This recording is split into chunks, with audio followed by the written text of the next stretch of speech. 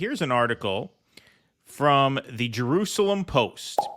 The UN seemingly halves estimate of Gazan women and children killed. The UN also highlighted that the plurality of identified fatalities were men, while children were and women.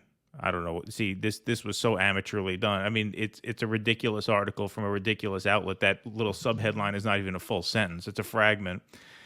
This from May 11th, 2024, just 4 days ago. So the Jerusalem Post reports the United Nations seemingly halved the estimated number of women and children killed in Gaza, according to UN data published on May 6th and then May 8th. The UN published the number of fatalities reported by the Hamas-run Gaza Ministry of Health. The government media office in Gaza and Israeli authorities provided a disclaimer below the data. The UN has so far not been able to produce independent, comprehensive, and verified casualty figures. Okay, so this article within itself contradicts the headline. This article alone is a disgrace before we even get to the meatiest part of this little segment here. So there's a number there, 34,735 reported fatalities, including 9,500 women and over 14,500 children. The text under this graphic, which is included in the article, okay? On May 6th, the UN published data showing that 34,735 people had reportedly been killed in Gaza, including over 9,500 women and over 14,500 children. In the next graphic, it says on May 8th, 2 days later, UN published data showing 34,844 people had reportedly been killed, including 4,959 women and 7,797 children. If you look there, the number of fatalities that they reported on May 8th is higher than the number of fatalities reported on May 6th, not lower. It goes from 34,735 to 34,844. Now, they wrote that the UN halved the estimate of women and children killed. Why? Because if you look under the top orange number, it says 24,686 identified as of April 30th as 4,900 women, almost 7,800 children. So they are noting there, including in that table, the number of identified bodies, of identified dead, as a subsection of the overall piece, claiming that 34,844 had been killed, which is a little over 100 more than the death toll 2 days ago, which makes sense. So the Jerusalem Post presents this as UN seemingly halves estimate of Gaza women and children killed. As you can see, that is completely wrong, according to the exhibits within the article itself. That's how horrible this article was. I mean, this is journalistic malpractice of the most egregious kind. The new figures showed the number of identified deaths as of April 30th, which totaled 24,686 people. The new data also specified that 10,006 men and 1,924 elderly had been killed. That's neither here nor there as it pertains to the headline.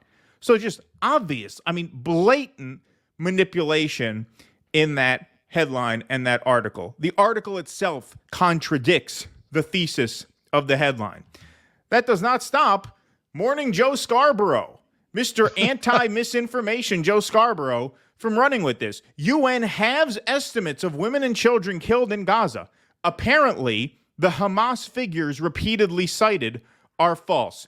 Once again, not whatsoever what the article says. The tables in the article itself confirm that the overall death count was accurate as of May 6th, and they added to that number on May 8th. They happen to cite the number of identified women and children, which is lower than the reported death total overall, because a lot of people have not been identified because they can't be, because they're in 7 or 8 pieces. How's that for detail? Empire of Lies tweets out, Joe Scarborough lies with every stupid word he types, and these clowns wonder why trust in mainstream media is at an all-time low. We heard 2 or 3 indignant rants on Morning Joe itself this week about, God damn it, people don't know their history. Where do they get their information from? Social media, TikTok, blah, blah, blah. So Aaron Mate quote tweets him and says, not only is this mass murder denialism from Joe NBC still up, but he still hasn't apologized. The UN just reiterated that the Gaza death toll is still over 35,000. The only issue is that some 10,000 dead haven't been fully identified. I would only add the obvious, the official toll is likely an undercount, of course. And like a real journalist, Aaron links to a Reuters piece which says, UN says Gaza death toll still over 35,000, but not all bodies identified. The death toll in the Gaza Strip from the Israel-Hamas war is still more than 35,000, but the Enclave's Ministry of Health has updated its breakdown of the fatalities, the United Nations said on Monday after Israel questioned a sudden change in numbers. UN spokesperson Farhan Haq said the ministry's figures, cited regularly by the UN, its reporting on the 7-month-long conflict now reflected a breakdown of the 24,686 deaths of people who have been fully identified. They weren't adjusting anything. They just made a notation, hey, of the 35,000 plus who have been killed, here are the ones we have been able to identify. Right. There's about another 10,000 plus bodies who still have to be fully identified. And so then the details of those, which of those are children, which of those are women, that will be reestablished once the full identification process is complete, Hawk told reporters in New York. Israel last week questioned why the figures for the deaths of women and children has suddenly halved. Oh, did Israel ask that question? Is that true? Shocking. Yeah. Hawk said those figures were for identified bodies. We went through this before. So confirming what was obvious within the article itself, that no, the estimate of women and children killed has not, in fact, been halved. Professor Zinkas, this is a lie. The UN clarified that identities have only been determined for 24,686 of the 35,000 Palestinians known so far to have been killed by Israel. Over 60% of those identified were women, children, or elderly. Over 10,000 additional dead, not yet identified. Clown. And Brianna Joy Gray asked a good question. Why haven't you deleted this tweet yet? As of right before we went on the air, that tweet is still up. That tweet is still up. So this guy, no shame whatsoever. No shame. And he's been on a lecture. His show has really turned into an anti-misinformation lecture series recently. He has the Arkansas woman, as I deemed in the YouTube headline there, on for this little powwow, this back and forth, this venting session about how ignorant people are for not taking their word for things, instead going to TikTok.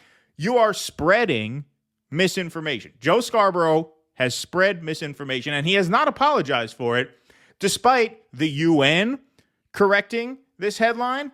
Reuters, which is the piece we shared, CNN ran a piece on this as well. Where's the correction?